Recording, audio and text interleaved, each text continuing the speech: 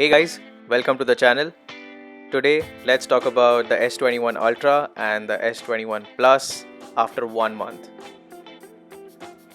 Now, the Ultra is a feature-packed phone. On the back, it has a matte textured glass with that camera bump which melts into the sides. So overall, Samsung has done really well with the design. It is an aluminium frame with Gorilla Glass Victus on the front and the back. The center hole punch display. It is an AMOLED panel at 1440p resolution with 120Hz refresh rate. The S21 Plus, on the other hand, is the same kind of a display with a smaller camera bump. It also has the matte textured glass on the back, Gorilla Glass Victus on both the sides with an aluminium frame, so no differences there. Now the display is a 6.7 inch for the S21 Plus at a 1080p resolution with a 120Hz refresh rate, and the display is really good. If I keep them side by side, we can see the differences, and pixel peeping is very difficult with both these phones. Though the S21 Plus is at a 394 ppi density while the S21 Ultra is at a 515 ppi density, so sharper display with the S21 Ultra on paper at least. Both the displays will get extremely bright outdoors, but the S21 Ultra goes to 1500 nits at peak brightness while the S21 Plus maxes out at 1300 nits. So bottom line, if you pick up either of these devices, you should be happy with the displays. Excellent refresh rate. If you want a sharper display, go for the S21 Ultra. If you're okay with a 1080p screen, then the S21 Plus is a good buy. Now that's only with the displays. Let's talk about the other things and where the S21 Plus cuts corners. Before we get into the video, do subscribe to the channel and click the bell icon to get notified. Next is the processor and the performance. Both these phones have identical performances. Let's do a small speed test, though not scientific, but just to see how these perform. While you see that, let me throw the specs at you. Exynos 2100 for both these phones because they are an Indian version. If you go for the US version, it is a Snapdragon 888 processor. We're looking at a 12GB RAM for the S21 Ultra and an 8GB RAM for the S21 Plus, no matter what storage you go for. The S21 Ultra maxes out at a 512GB of storage. So both the processors are exactly the same. RAM is a little different, so you might find differences while keeping apps in the background or app management, but apart from that, I think both these phones are excellent. While it just might be me, I found that the S21 Ultra is slightly faster than the S21 Plus. But again, that's just me, and it's upon my usage. I also observed that the games on the S21 Ultra open up faster compared to the S21 Plus, which is pretty surprising since both the processors are exactly the same, and a little bit of RAM wouldn't allow the games to load up faster.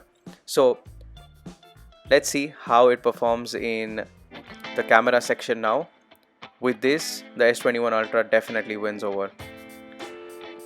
The S21 Plus has a 12 megapixel wide with OIS, 64 megapixel telephoto lens with zooms to a maximum of 30x, and a 12 megapixel ultra wide with a 120 degree field of view. The S21 Ultra, on the other hand, has a very impressive camera setup. It has a 108 megapixel wide with laser autofocus and OIS, a 10 megapixel periscope telephoto lens at 10x optical zoom to a maximum of 100x, another 10 megapixel telephoto lens with a 3x optical zoom, and a 12 megapixel ultra wide. Both support super steady video They both have the exact same features. They can take videos to 8K at 24 FPS, and I don't know who's shooting 8K, but both the phones do support it. On the front side of the phones, you have a selfie camera with the S21 Ultra at a 40 megapixel wide, and on the S21 Plus at a 10 megapixel wide. So these are the differences. The S21 Ultra has an excellent zoom lens. It is really good. So right from a 0.6x wide to obviously 1x, 3x, and then straight away taking it to 10x. It's absolutely amazing. If you are zooming into your subjects, definitely consider picking the S21 Ultra up. Now Samsung has baked in everything in the camera apps, right from a scene optimizer to obviously night mode. They have something known as director's view, single take, which we've seen on previous devices. It's all there, everything. Both the phones, the S21 Ultra, the S21 Plus, the entire series has all these modes. With respect to the S21 Plus, the differences would be obviously with respect to the zoom. It only goes to a 30x, as I said. The wide is better at 0.5x, so it actually comes down to what you prefer. While if you ask me, I think if you are a camera person, the S21 Ultra is the phone to go for. Next, it's the battery life.